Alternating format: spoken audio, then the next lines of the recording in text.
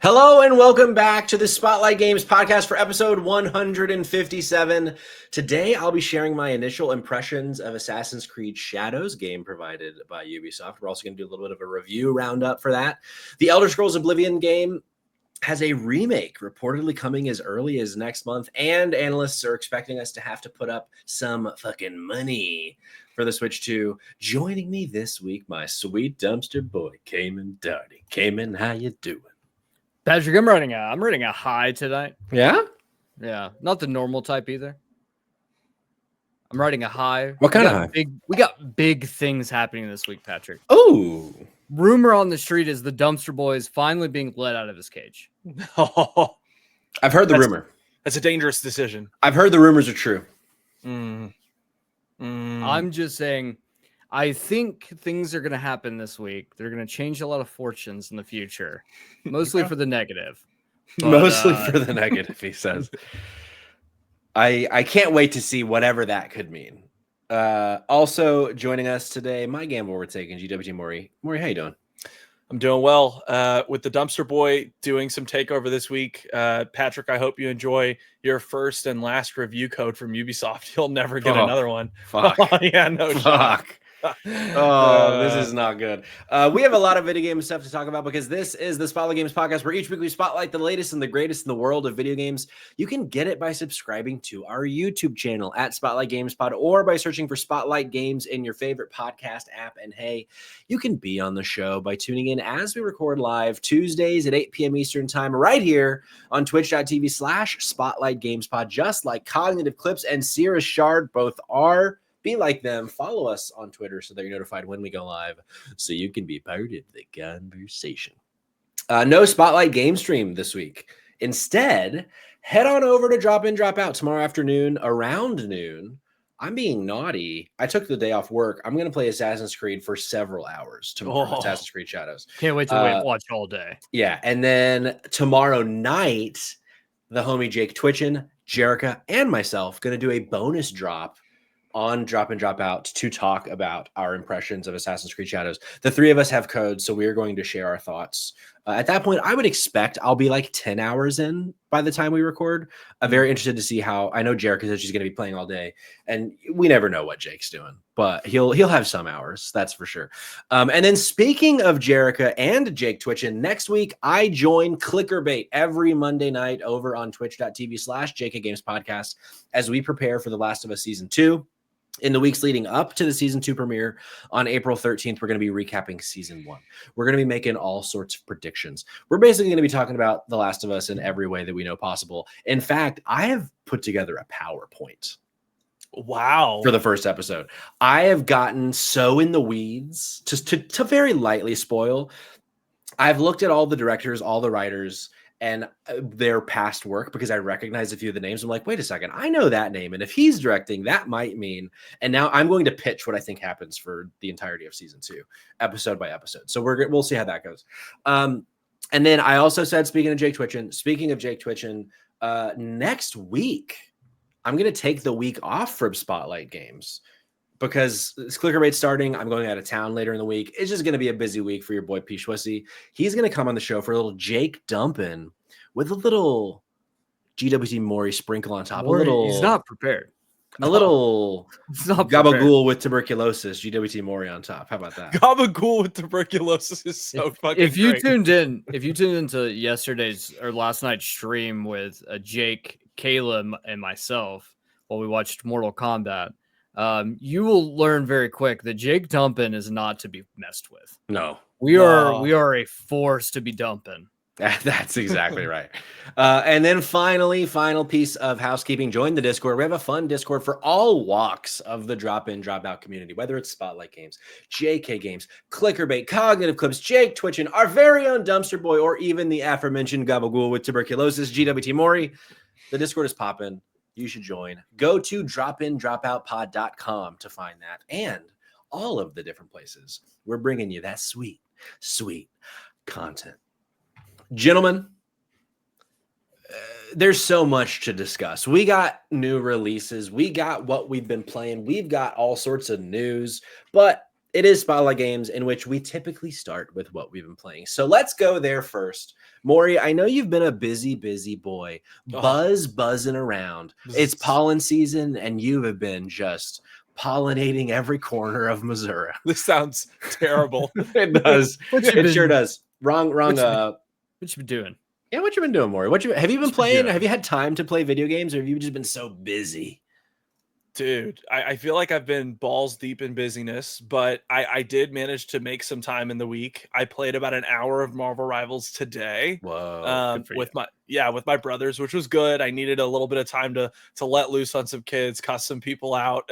I should be banned from Marvel Rivals with the things I say to innocent people that have done nothing wrong, probably. And then I also, ironically enough, like played like an hour of Metal Gear Solid 2 over the weekend. Like very random pick. Don't know what like spurred that in me, but I wanted to. And I don't know, maybe I'll actually go and beat it. It's so funny. After I started, I saw that Jake had just wrapped up his playthrough of MGS2. So yeah, I'm jumping into that. But beyond that, not much. I've just downloaded, for those of you that don't know, today, if you have PS Plus, I think it's premium or extra, Armored Core, the first 3 Armored Core games are available now on PS Plus to download for free. So if you enjoyed Armored Core 6, or if you like FromSoft, you should go check them out. That's like the original work. That's what inspired all this. So maybe I'll put a couple hours into that this week. Ooh. I like the sound of that. I hope you do. I hope I do too. And I would like for you to keep us posted. You know I will. Cayman, how about you? What have you been playing? So I'm going to throw a curveball for a second, Patrick. You're unaware of this. I played a dumpster dive before recording. I can't remember how much it cost me. I want to say it was 50 cents, maybe. Okay. It's called Bowl Out. It's a boomer shooter where you play as, I don't know what you physically are, but you launch bowling balls at pins around a bowling arena, like a bowling rink. And then you go to hell and have to kill the demon god of bowling pins. Wow. It takes about 30 to 45 minutes to beat. If you're, you can put more time into it if you want. And let me tell you though, it's really fucking funny. Every word I couldn't expect. It's like it kept going places I was not expecting. It was a game that I was like, I would be like, yeah, I would do like a variety stream, but there's got to be a way that you can do it where like I can like not have to have a game that I can like break down for max screen, like maximize screen. Oh, sure. Because like that's the one downside is dumpster dives is like trying to stream them. Like it's tough sometimes to be able to get one that like formats right. Sure. We've run into this issue a few times. So that game though is fucking hysterical. I believe it came out in January. It's like less than $1. So if you got 30 minutes and $1, like had a lot of fun. It was really fucking fun. What a pitch. You got 30 minutes and $1. I mean, that's like half of what dumpster dives are. But I think the big one is that this past weekend, like I do every Sunday at 3 p.m. Eastern time, I played dumpster dives. And this week, we let the audience choose what the dumpster boy played. Part of me wants to try it again, like pop it back up and say, we're going to play the game 2 that you guys selected, which would be Immortal Redneck, which is a boomer shooter about a redneck in Egypt. I mean, so chaos sounds ensues, like a great. Wow. So I've been rambling. All of that is to say, we played the Bag of Milk series, which includes a bag of milk inside a bag of milk inside of. And then we played the sequel. What was the sequel called? A bag of milk outside a bag of milk outside a bag of milk outside of. And it is really rolls off the tongue. Right. It's like a graphic novel, not a graphic novel, a graphic adventure. Then the first game is. The second game is almost like a choose your own adventure game to a degree. Multiple endings. We only got one ending. Well, 2 technically endings on stream for milk outside a bag of milk because that game is much longer. The first game will take you about 30 minutes to beat. Second game is going to take you about an hour and 30 minutes to beat. Obviously longer if you want to get all 5 endings. Obviously, let me tell you that the chat was enthralled from the moment we started to the moment we ended. It was the first game. We were like 3/4 of the way through the first game, and I've been doing these like, brother, And then you're talking like the whole crux of the game is your inner monologue is talking. You're talking to your inner monologue, and you have some sort of mental illness. It's rough, and so we're like, I'm the inner monologue's like, brother, like, what do you want to do that for, brother? But then you get to a point where the inner monologue's like, you're a fucking piece of shit. You should like go die or some shit. And it's like, whoa, okay. I don't know if we could do this voice anymore. We roll into the second game, and then everyone was like, yeah, we can't do this voice anymore because it is so dark and philosophical. And just, I'm telling you, when I say there's a twist at the end of the second game that fucking threw us so goddamn hard that like the entire chat was just like losing their ever loving minds. If you want to watch that playthrough, I have them actually split up part 1 and part 2. So both games are split up on YouTube right now at the Dumpster Boy. So if you go to YouTube, you can watch the live stream. Guys, both of these games cost less than $1.25 combined. Wow. I feel the trailer that I captured for B-roll, I didn't watch as I captured it. I was building the dock as I captured it, and I realized that was it not basically what it showed nothing. And to the point where I was like, did I capture the right thing? But then there it is. The title pops up at the end. Milk inside a bag of milk inside a bag of milk inside a bag of. Yeah, I watched the entire playthrough of the first game, and I had to leave before the second, but fucking wild. We'll tell you this. Sorry, Barry. Yes. No, I was just going to jump in real quick. You were talking earlier and you were saying, like, if you have 30 minutes and $1. And Patrick, that reminded me of the conversation that I had with the crack whore outside of Dreamwings. She was like, hey, if you have 30 minutes and $1. And I was like, dude, it's gonna be a great fucking night. Sure. I'm so sorry. Yeah. I had to do it. I wanted to say it so bad in the moment and I couldn't do it. I couldn't like muster up the strength. I don't know that we say crack whore anymore. Do we not say crack whore? That doesn't feel good to me. That feels I don't condone that here. It felt like STC. It felt like something that we would say on like Safe Trash Cinema. Oh, it's so sad. Dumpy boy. Was the first game that you referenced the bowling ball boomer shooter from hell? Was that an obtainable platinum? Did you get the plat for this game? It's only on Steam. Okay. Damn. Yeah, probably obtainable. I don't. If it was on PlayStation, it seemed too difficult. I mean, I beat it in like 35 minutes.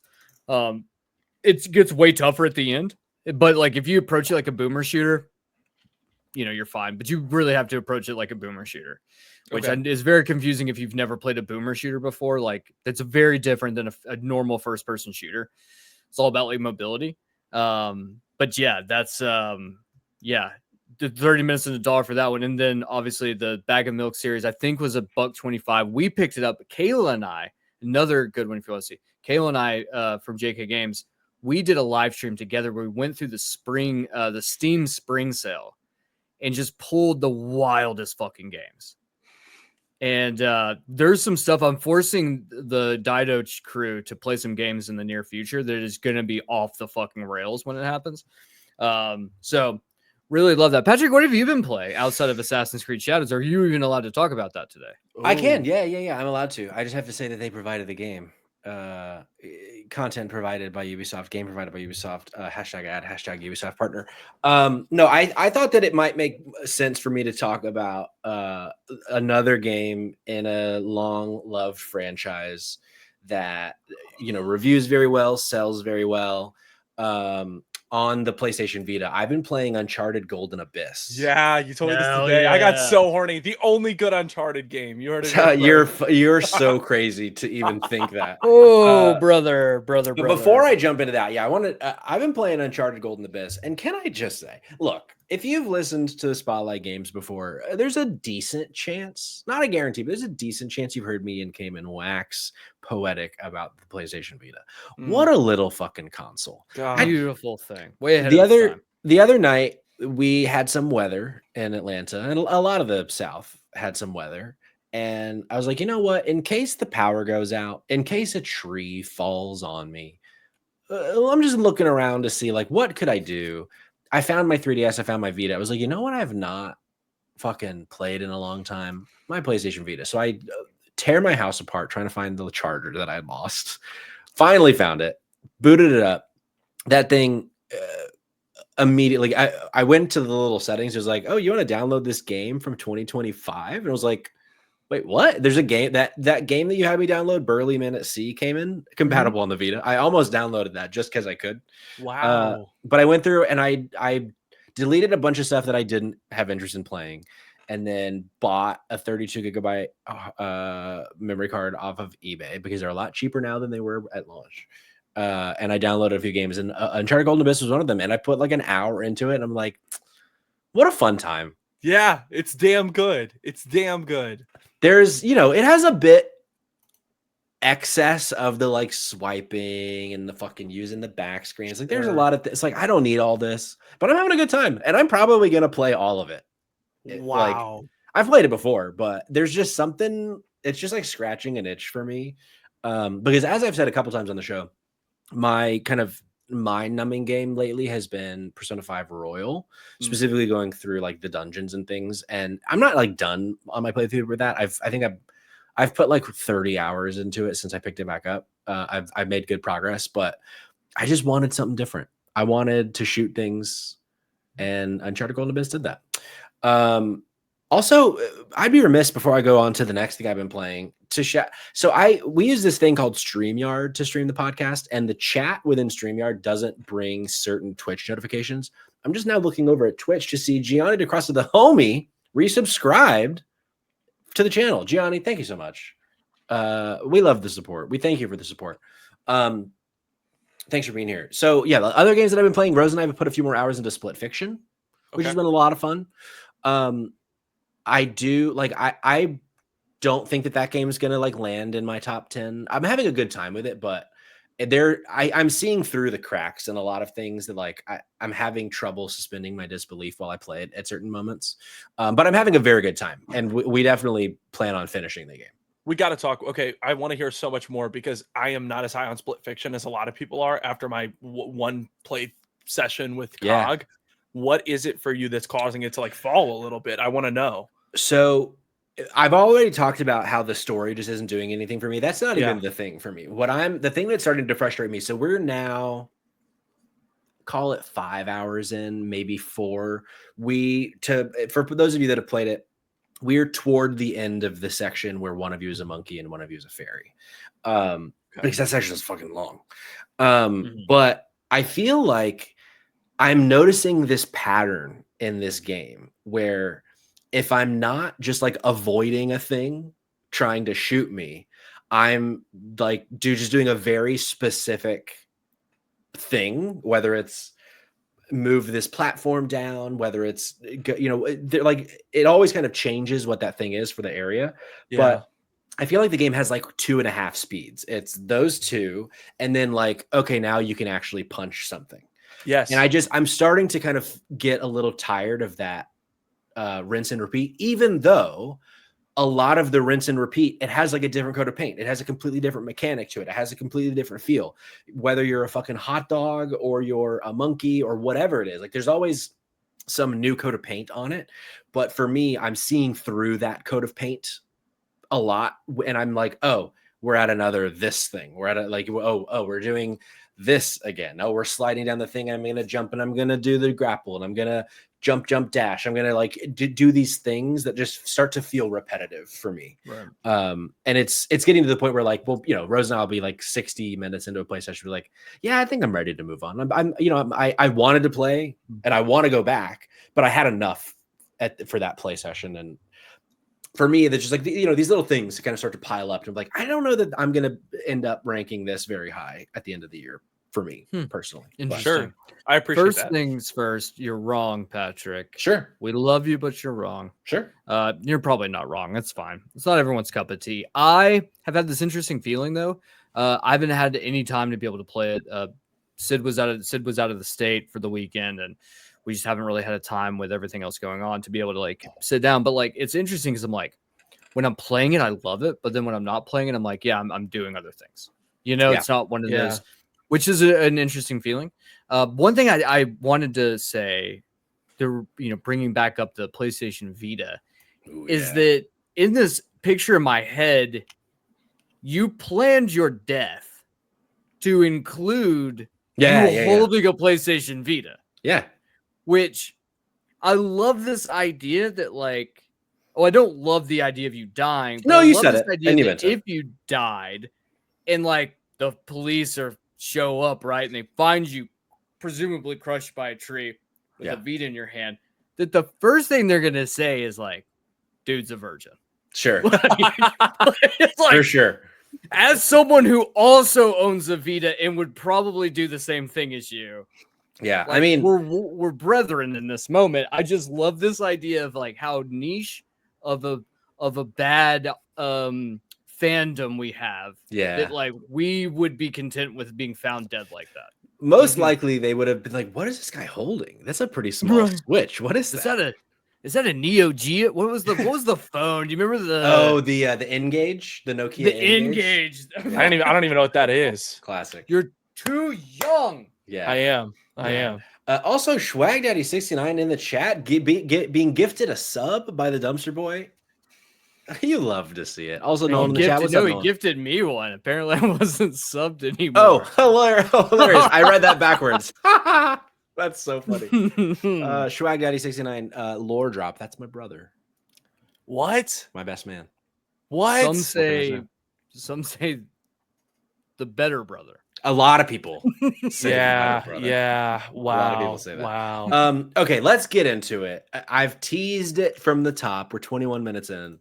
Assassin's Creed Shadows. The reviews dropped earlier today, and I was graciously gifted a code to the game from Ubisoft. Well, I mean, Drop and Drop Out was, and I claimed it. And that embargo lifted today. They gave us the codes earlier today. So I put in a few hours. Jake put in a few hours. I know Jerica is going to be playing it all day tomorrow. So yeah, at this point, I'm maybe 2.5 hours in. I got past the prologue, past the like beginning story beats, and I did like a little bit of open world, go wherever you want to do whatever you want to do kind of thing. So I'll share my impressions. We'll kind of go through a couple reviews online, but so far the reception is positive. Yeah. I think right now it's like an 81 on OpenCritic. So either totally 1 or 2, which honestly, I felt like it was either going to be like low 70s or low 80s. I didn't necessarily see a path where it got into the 90s, but part of me really hoped that it would.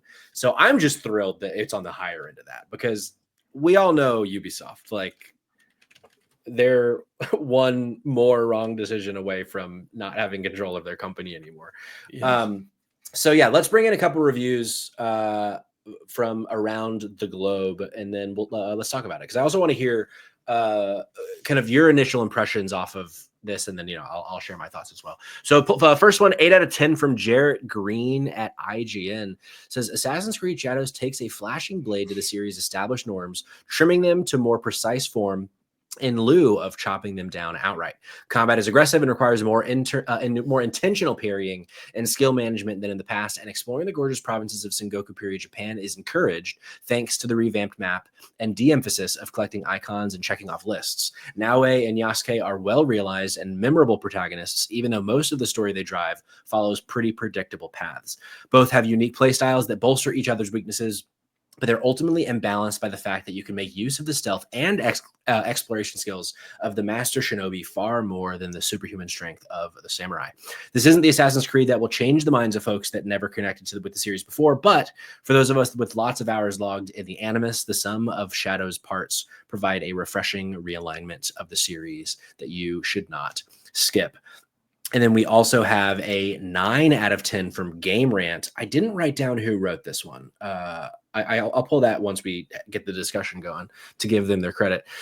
They say, truthfully, Assassin's Creed Shadows does play it a bit safe and formulaic with its open world, but when the formula is as good as it is in this iteration of the Assassin's Creed franchise, it's hardly a knock against it. After spending about 40 hours traveling around Sengoku area, Japan, as both a stealthy shinobi and a powerful samurai, there was still had plenty of, is what he wrote. There was still had plenty of untouched side levels far beyond their current power. To fully complete Assassin's Creed Shadows and to dig into every optional piece of side content that further enriches the games and the series' plots, one could easily spend another 40 hours. By the time the end credits rolled on Assassin's Creed Shadows, it surpassed Odyssey and Black Flag as one of the best in the franchise. And the thought of spending another 40 or so hours completing everything the game has to offer will have fans ready to re-immerse themselves. So very positive so far. Like there's, even though the 8 out of 10, for IGN is great, had a little nitpicks in there, but overall very positive, which is so far what I'm seeing, and also what I'm experiencing in my little bit of time in the game. This game is so pretty. Like, wow. Already I'm so impressed by the aesthetic of the game. It really feels like the most lived in is not the word I'm looking for. It feels like the most authentic feeling setting in an Assassin's Creed game in a while, because like you think of Valhalla, it was just so big and vast, and this game seems big. I've just not seen a lot of it yet, but a lot of really like open areas, a lot of like the villages, because it was set, I don't remember the year it was set, but it was like the era of the Vikings. The villages were very like simple and small, and it very much was like a Viking fantasy. And then Odyssey was very much like the ancient Greece fantasy. You're in your ship, you're going around all the different islands in the Mediterranean. Like it very much was Black Flag, but a lot better.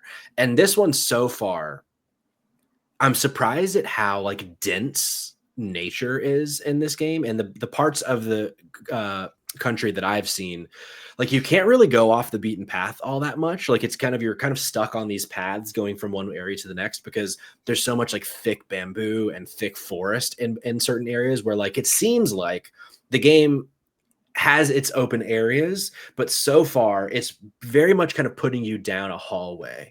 And so far I like that. Like I want to be able to learn the different vibes of the game, the different systems of the game, that kind of thing. And at the beginning of the game, you play a little bit as Yasuke, and then it throws you into Naoe's story. And from what I've heard in other reviews, you play as Naoe for the first like 10 hours of the game. So I'm itching to get back to Yasuke, because he feels so good to play as. Like in the opening section of the game, once you get your hands on the sticks, it's very much like Ghost of Tsushima, where like you're in this battle to start the game out. And it's just like, you feel like a superhuman. Like it is the most non-realistic feeling thing in an Assassin's Creed game that I can think of, but goddamn does it feel good. Like it. So I'm very excited to get back to this. I did notice a little bit after that first chunk, when the story beats were over with, I got to kind of, I got to put on my little DLC costume. I got to start fiddling with points and spending things on skill trees, that kind of thing. And I got to go out and find something to do. I stumbled into what is their version of a camp. It was like a temple in this area. And I could already tell, like, oh, they really want you to play the stealth role as Naoe, because I tried to just go in there guns blazing. It's like, no. I immediately just got completely handled by these people. So very excited to play more. Like I said, I'm going to be playing tomorrow for several hours over on Drop In Drop Out Pod on Twitch. But so far, feeling very good about where they've landed with Assassin's Creed Shadows. This is awesome. I want to pick your brain about a couple things. Yeah. I think we'll start with one thing. We'll see if it goes any wider than that. You were just talking about how you entered a stealth area. I remember one of the big parts of the way that they presented AC Shadows was, hey, stealth has been completely revitalized top to bottom. Now, when a lantern is on, if you throw a dagger at the lantern and it goes out, now you can't be seen. But if you walk into the light, you're easier to see. Have you felt that in this game? Have you felt like the stealth has been amped up? Do you feel like you've had enough time with it to even feel that out? So I think I haven't had enough time, but I have felt so far that it does not feel different to me. Okay. So I feel like more so the answer is I haven't had enough time with it. But sure. In this section, like I noticed if I went up to like a lantern, it also gave me the option to like kill the fire myself to extinguish it. And it starts the game with your little like throwing knives. So, and I had the ability to like knock something out, but I was also in the middle of day at this part of the mission.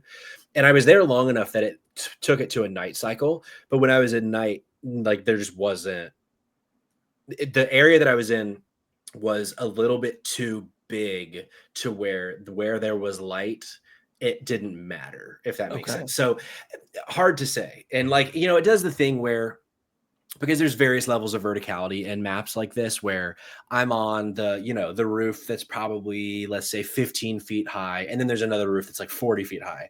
Whereas like they should see me on this roof, but they're not, they're having you suspend that disbelief. So that's like, okay, even though there's 3 guys that are kind of like looking up a little bit and the sun is out, they don't see this body just like perched on the top of the roof. But it's like, oh, whatever. Sure.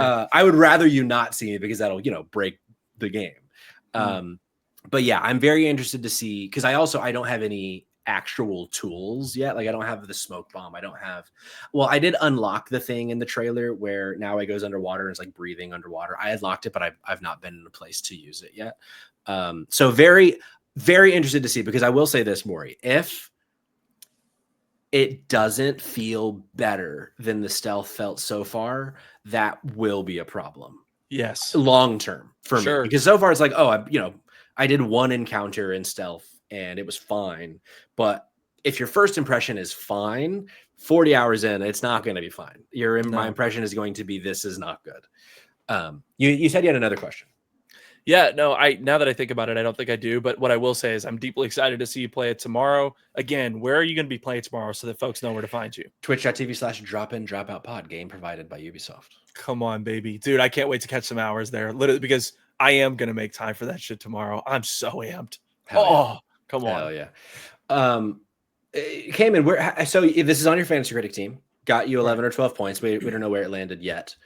How are you feeling about all this that you're hearing? So there was one thing that popped up to me. I was early on. I was watching Jake Twitchen's live stream. Speaking of, in the chat, he's saying right now in the chat, Ubisoft got me UB hard. One of the things he said was, this is one of the best, if not the best, feeling Assassin's Creed game that he played. This is so insane. So that being said, that was enough for me to be like, yeah, this is an easy platinum. Sure. Easy platinum. That's all you have to say. Easy platinum. Seeing some of the critiques on here, and this is the one thing that was like, I'm not going to be shitty about this, but I will be shitty about this to a degree. Assassin's Creed, I don't think really ever gets a ton of love. And I think it's become like, Assassin's Creed has become like the Call of Duty now, where it's like, sure, there's a good chance there'll never be a 9 or a 10 ever again. There's no way that you can do something so different than what you've been doing for so long that it's ever going to be. So going in, I was like, if I can get anywhere between an 80 and an 85, this is perfect. Because I think my last game that I picked up was Assassin's Creed. So when you're that deep on this many people in a fantasy draft, and you can get 10 to 15 points, solid, For sure. Sure. For being a fan of the series, telling me that this is the best feeling one, and the story's a little flat. And I'm like, cool, yeah, the story's always flat to me in these games, so that doesn't bother me. I still want to get my platinum, and I love playing these games. Like, I'll always say one of my favorite platinums ever is Assassin's Creed Origins. It's just to me, a perfectly designed game, and I'm hearing a lot of people say this is the first game. The two of them feel the most similar in the way that the game is sized and a lot of the structure. And I'm like, that's all two things. You got Jake hard, and you feel like Origins, money in the bank, baby. I'll take it home. I'm excited. I can't wait to dive in. Yeah. I'm playing this on Xbox because Rose is so deep on 2 Point Museum. I didn't want to take that from her since I'm going to be playing for the next 30 hours. And I already so regret not being like, you know what, Rose, I'm going to buy you 2 Point Museum again somewhere else so that I can have it on the PlayStation, because the thought of this on the Portal, makes me sick that I'm not going to be able to do that. I'm probably going to be able to do it with the Steam Deck via remote play or whatever, but it just doesn't feel as good as the Portal does. No. But yeah, I think you're going to really enjoy this game, Cayman. Also, another shout out. I think I'm allowed to talk about this, because they said you can talk about anything in the first 20 hours. And this is in the first 20 hours because it's when you boot the game up. They've finally introduced their thing where you can go from one game to another in this game, and it's actually kind of cool. Really? Now I couldn't use it in action because this is the first time I've played on Xbox since Assassin's Creed Brotherhood, probably. Sure. But when you boot it up, it's Do you want to go to the Japan memories? Do you want to go to the Italy memories? Do you want to go to the Egypt memories? I'm like, oh, what? And so at first I thought it was going to be like, oh, here's like a recap of that game.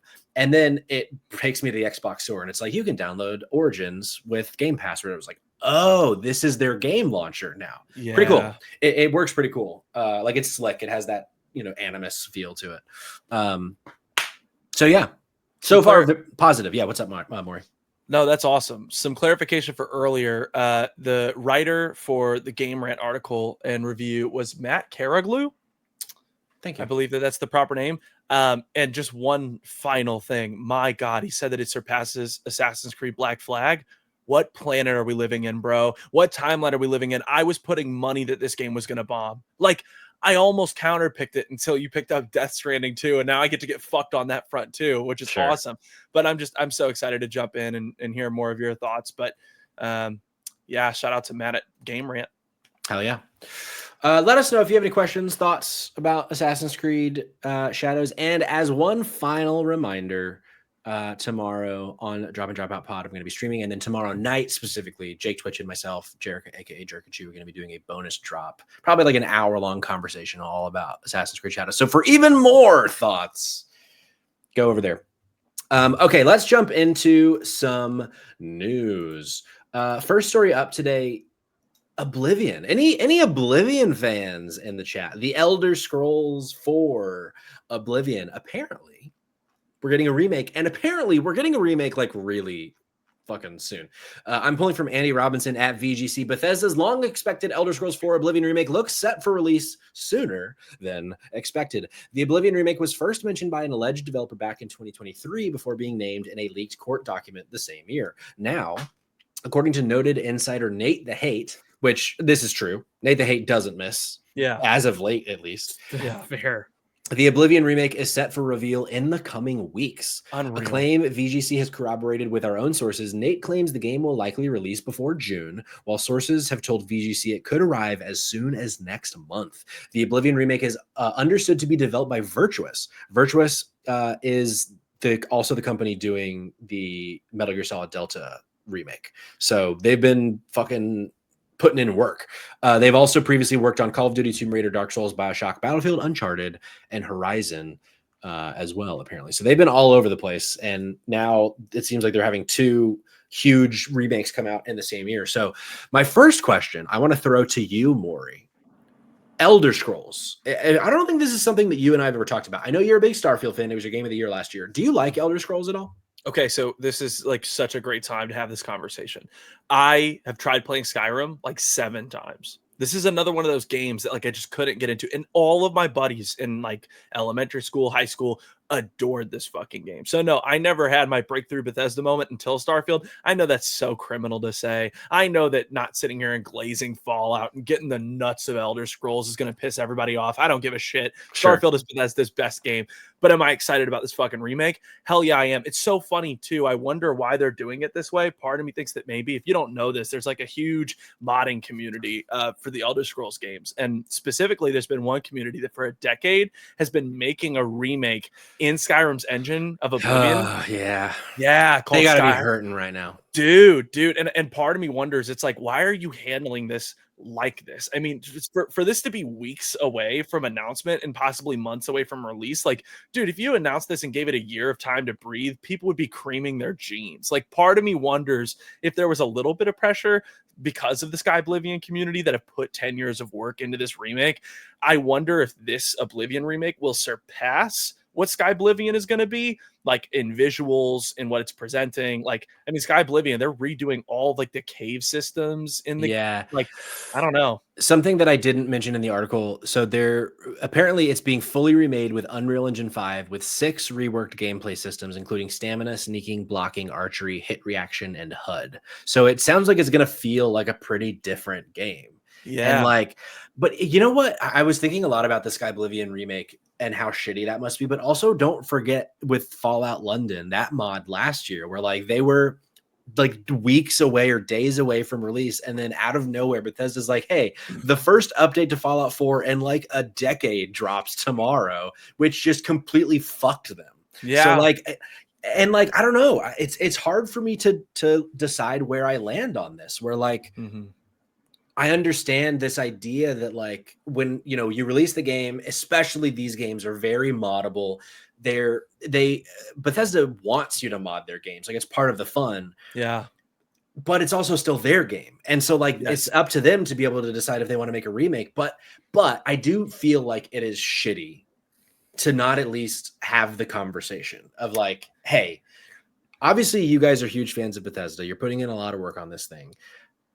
Sign this NDA and we'll tell you a secret. We're making this, so like maybe consider that. Sure. I don't know. It's really difficult. Like I don't know what to think about it. Cayman, what do you think about this?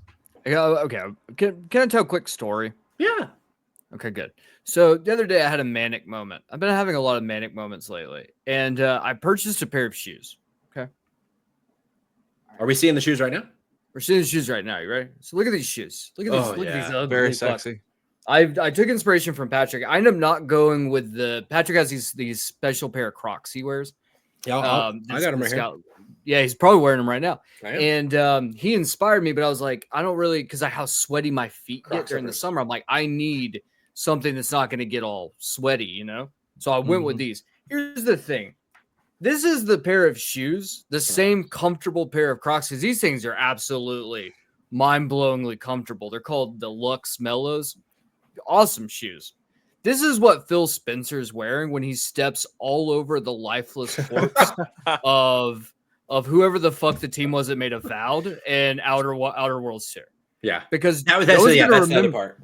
No one's gonna fucking remember when good old Phil Spencer squanching down on them when they're all the fans at the end of the year screaming, "We got Oblivion remade! What the fuck? This is incredible!" And then you got two other what should be highlight moments are being very much, if this is true that it comes out in a month, and it could, you know, potentially might not be. Who knows? Who fucking knows? I think the thing is, if it is true, that shows to me a very deep level of disrespect to his other studios. Because guess what else comes out in a month? South Midnight. Oh, sure. Yeah, it so if this drops, then not only you're saying, hey, something the fans have been clamoring for over a decade now. Yeah, yeah. You're going to give them it.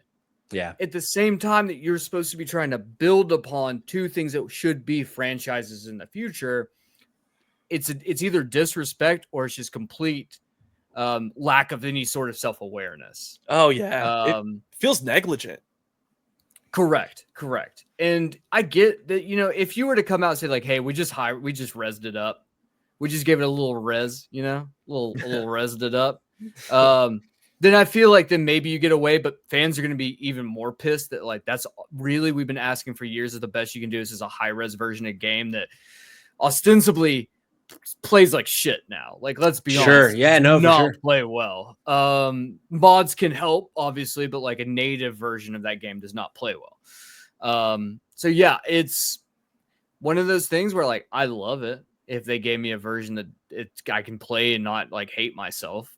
But like at the same time too, I'm also like, damn, that's just fucking rude. Yeah, it sucks. Like I you know, Avowed didn't necessarily hit the way I think Microsoft wanted it to, which seems to be a bit of like the story of Microsoft, but it hit well. Like, has a mid 80s on OpenCritic.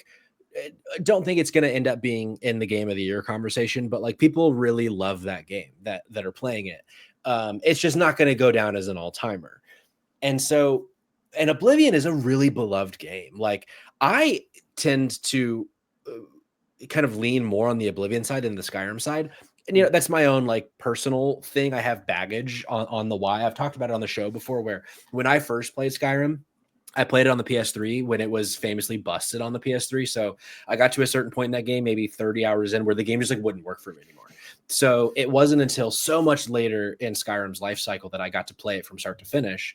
And meanwhile, I put in probably 200 plus hours on Oblivion. It was like the first game like this that I ever played, like in 2006 or whatever, 7.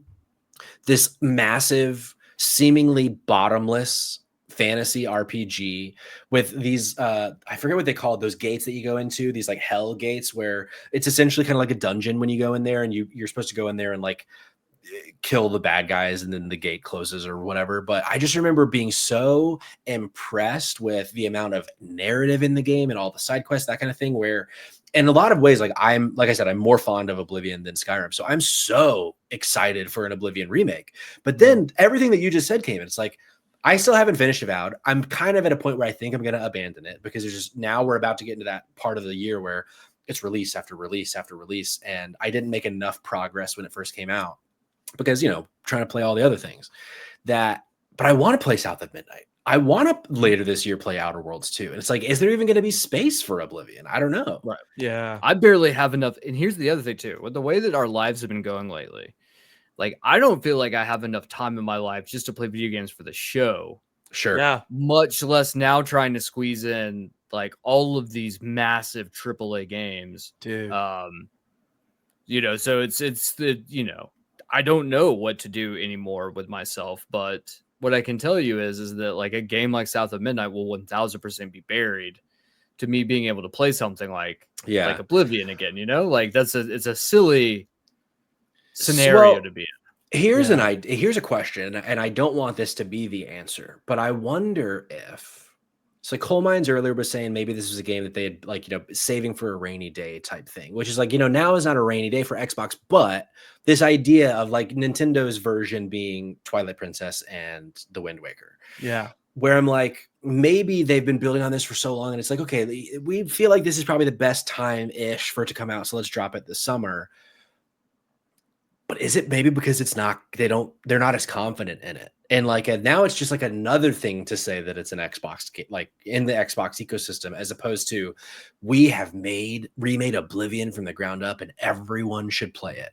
Yeah. I hope that's not the answer, because a few weeks ago, I added this to my Fantasy Critic team on a whim before we knew that this was maybe coming out soon. It's like, you know, the original game had a 90, whatever. Let's hope that the same one, let's just say it drops like 4 or 5 points, but I'm still a high 80. Sure. So, but now I'm like, I'm getting in my head. I'm like, oh, should I drop this? Like, are they maybe bringing it out so soon with so many things around it because it's not going to be an all-timer? I don't know. See, now and when you say stuff like that, this is what's so concerning, because part of me is like, you know, you mentioned Fallout London earlier. I mentioned Sky Oblivion. Like, it always feels so like oddly convenient the time that they want to like remake something or add an update to something. Like, it almost feels too convenient. It's like, is this just their way of beating Sky Oblivion to the punch? Obviously, right? This would have taken years of development, but Sky Oblivion has been going for 10 years now. So they had enough time to catch up to them, right? Is this just their way of getting something out there so that they make the money off of this? Like, part of me wonders that, but then part of me is also wondering, I mean, is it what you're saying? Is it that this game is really not all that impressive, and that's why they're just throwing it out because it's not what it needs to be? I don't know. I mean, well, here's the thing. I would be more inclined to think that what you pitch is more right than what I pitch, because it's fucking Microsoft. They want to make as much fucking money as possible because they are like a fucking $1 trillion corporation. And they just spent the last several years nearly $100 billion acquiring all these different studios. So they want to make their money. Yeah. It's so depressing. Yeah. So I think like lasting point on this, I think is, in my opinion, would be either the game is not actually dropping. So like there's 3 worlds, it's not actually dropping. If it does drop and the game is like an actual, like, we put time, energy, effort into rebuilding this, then they have absolutely zero faith in South of Midnight. If the game is just, we just rezzed it up a bit, then it's just Microsoft trying to make some extra scratch. Yeah. You are muted, you're Patrick. muted. Oopsie. And we gotta, you know, that's why we're here, to keep you honest. Thank you. I'm such a dishonest little boy. Okay, well, now that, so yeah, we're gonna see what happens with Oblivion. But speaking of a bunch of money on the table, Switch 2 is in the news because analysts are saying it's probably going to cost more than $400, but is also set for the biggest console release ever. Chris Scullion at VGC is reporting. He says numerous industry analysts have predicted that the Nintendo Switch. Oh, there's sound on this video. Let's turn that off. Numerous industry analysts have predicted that Nintendo Switch will cost $400 or more, but may enjoy the biggest ever console launch regardless of price. A new report by Bloomberg cites a number of analysts, all of whom believe that a Switch 2 will cost at least $400 at launch, if not more, due to such issues as U.S. tariffs. According to the report, market observers Yajia Zai of UBS, Robin Zhu of Sanford C. Bernstein, and Dr. Serkan Toto of Kantan Games all believe Switch 2 will cost at least $100 more than the original Switch's $299 launch price. Toyo Securities analyst believes it will be even more than that due to the components included. Quote, the original Switch's NVIDIA chip is estimated to cost $80 per unit, while the Switch 2's chip is likely to be in the $130 to $150 range. I wouldn't be surprised if Nintendo goes ahead with $499, end quote. Regardless of the eventual price, analysts are generally agree that the Switch 2 will sell in abundance, with some predicting the biggest launch in the history of video games. Zhu said he believes Nintendo will release Switch 2 in June with a first day inventory of between 6 million to 8 million units. In comparison, the first Switch sold 2.7 million in its first month, while PS4 and 5 each sold around 4.5 million in their first quarters. Toto also pointed out that the Switch 2's initial success will be carried by what will likely be a strong first year of software releases from both first-party and third-party studios. Quote, they will sell boatloads of Switch 2 in the first months in particular, almost regardless of the price. We can expect a great software lineup in year one, from a new Mario Kart and 3D Mario after 8 years to Pokemon Legends ZA and Metroid Prime 4. There will also be third-party support from day one, most probably including blockbusters like Call of Duty. And quote, $499. Dude, that's tough. That's a hefty. Now, this is what's weird, right? Like, if it had even been like 450, I would have been like, okay, cool. Because in my head, right, we just saw the PS5 Pro get announced at $700. I mean, it's out now, so not announced. But when I saw that, I was fucking horrified. I was like, dude, I'm getting priced out of console gaming. So, like, if it would have been 450, I probably wouldn't have even blinked twice. But that $50 difference, $499, that's intense. Because theoretically, right, this is going to have the power of like a PS4 and Xbox One. And I didn't even pay $500 for my PS4. And like, sure, we're 10 years later.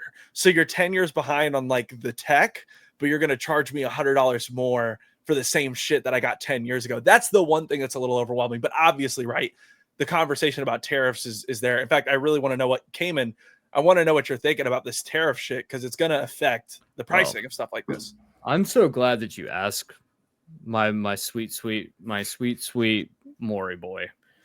sweet baby boy Maury. I'm glad that you brought in financial papa into the mix. One thing that I am good at is working in corporate America, and I have worked in financial technologies for years now. God, I don't even know how many years now. So I'm very well versed in like how the market's moving at any given point.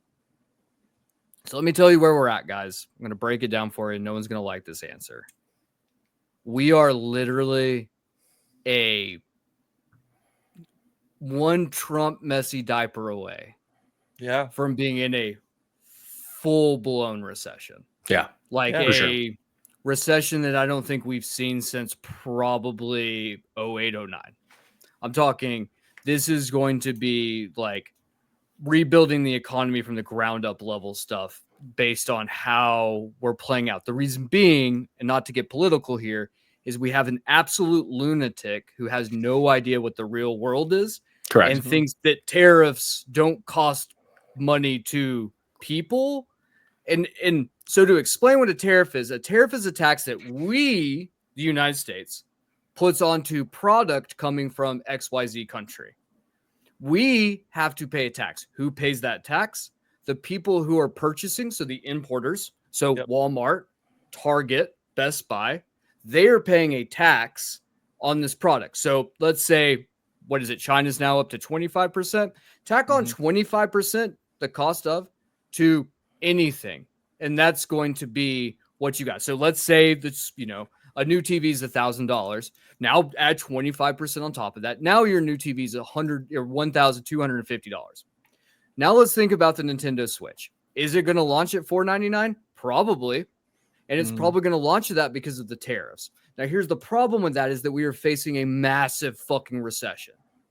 People will not have the money to pay for the products that we want because this person's head says, well, we can just make a Switch in America then. Brother, you don't know what the price of a fucking cup of coffee is. Yeah, seriously. So here's my thing. Is all of this correct? Yes, minus one part. No feasible way with inflation the way it is, with the tariffs the way they are, with the recession approaching, and what I can tell you right now, consumer confidence plummeting, which is what's going to lead us to this recession. Yeah. There's no way that it will be the largest console release of all time if it's at $499. People will not have the money to spend on it. Sure. Yeah. There's going to be a lot of people, I hate to say, there's going to be a lot of people who will not have a job in the next year. Yeah. And that's coming from someone who talks to businesses every single day about their finances. So not just yours, which are already poor. I know everyone in my chat's finances are probably not great right now. But like businesses' finances are also not great right now either. And those two, when they combine, fucking disaster. Yeah. So maybe we don't hedge our bets on that. Well, because ultimately the Nintendos of the world, the Microsofts of the world, the Sonys of the world, they want to make profit because they have to answer to their shareholders. So at some point, the fucking cost has to land on somebody, and it's going to be us. Yeah, I don't know. I'm starting to feel like I don't see a path forward for the Switch not being $500. Like, yeah, and that sucks.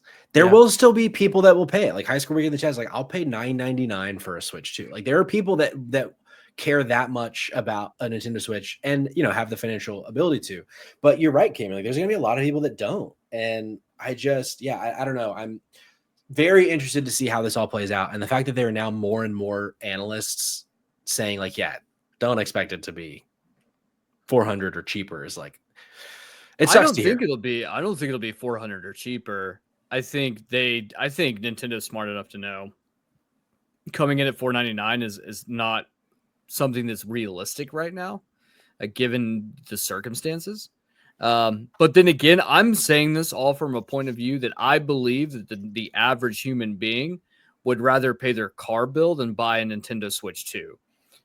And one thing I've also realized is half of the US population are fucking idiots.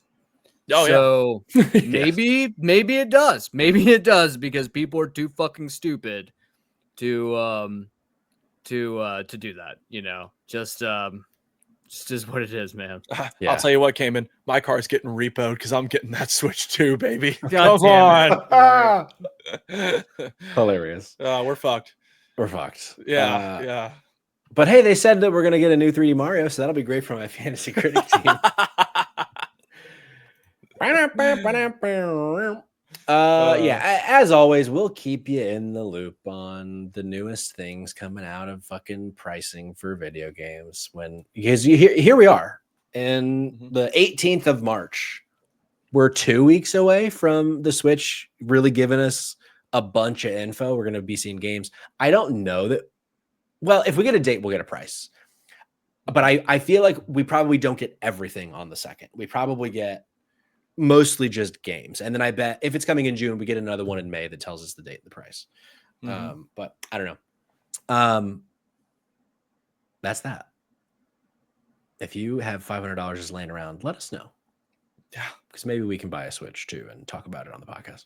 But let's wrap up tonight's episode with a little news spotlight. We got some decent news in the news spotlight. We got some new games coming to Game Pass. March 19th, Octopath Traveler 2. Octopath Traveler 2 came in. I know. Yes. I'm sorry. Yes. Octopath Traveler 2. Also, Train Sim World 5 came in. Okay. Now you're fucking talking my business, buddy. There we go. Also on the 20th, we're getting Mythwrecked Ambrosia Island. Might be a dumpster dive. Who's to say? March 25th, Blizzard Arcade Collection. And on the 27th, another dumpster boy interest, Atomfall. What I'm calling British Fallout. Okay, here's the thing. Have you seen the previews for it? I saw they're pretty good. People have been like, hey, don't call it British Fallout anymore. This game is more like British Deathloop. Really? When I saw that, I was like, I think because apparently the way the game functions is that when your character, whenever you start, whatever you do, there's no answers. You just go figure it out. And everyone's playthrough is different, but like how you find your solutions, you can beat everyone in town to death, and that's how just the game ends.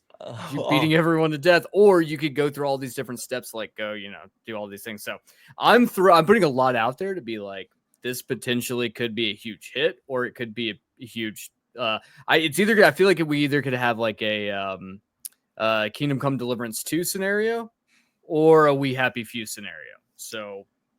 Wow, I just climaxed live on stream. Yeah. Like he said, British Deathloop. GWT Mori, I'll finish. If it's British Deathloop, I'll finish. Oh, yeah.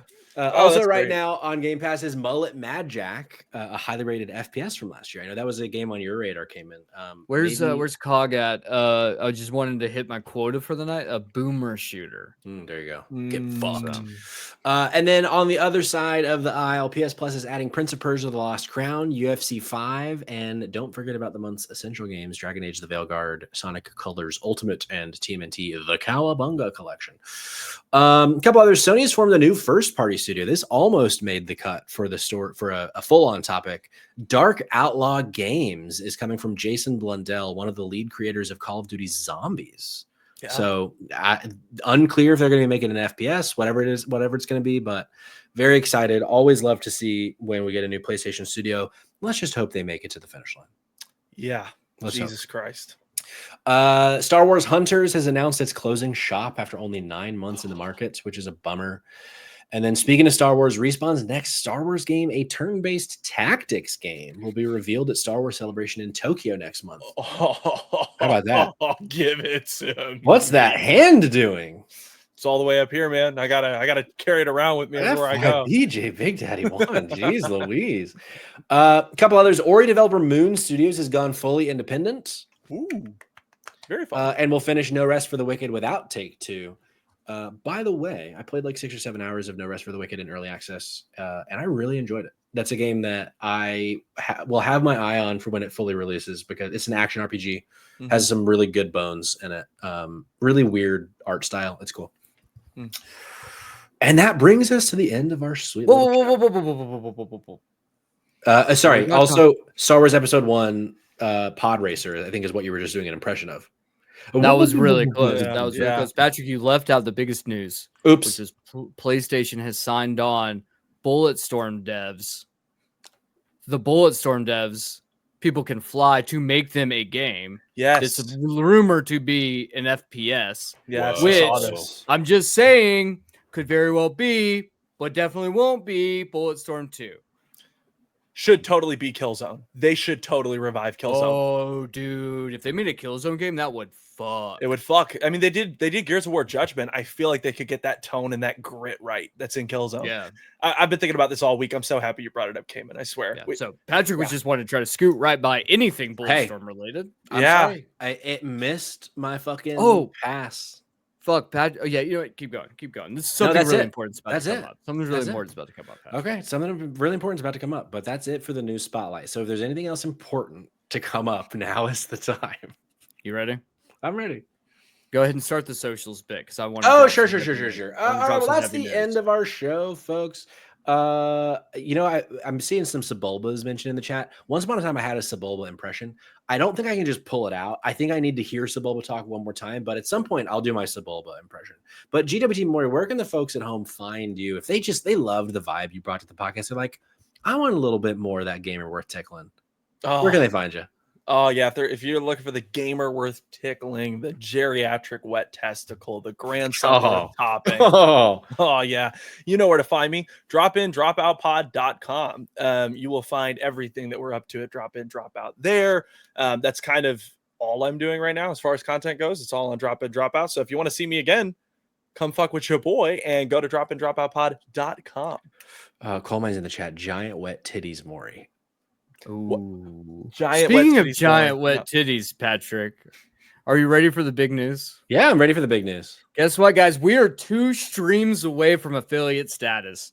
Last night, Jake Twitchin and I, after Kayla had disembarked, we got to 50. We hit the 50 mark. We got to one of our metrics. We just got to get 2 streams in, and we're going to hit affiliate status. You know what comes at affiliate status, Patrick?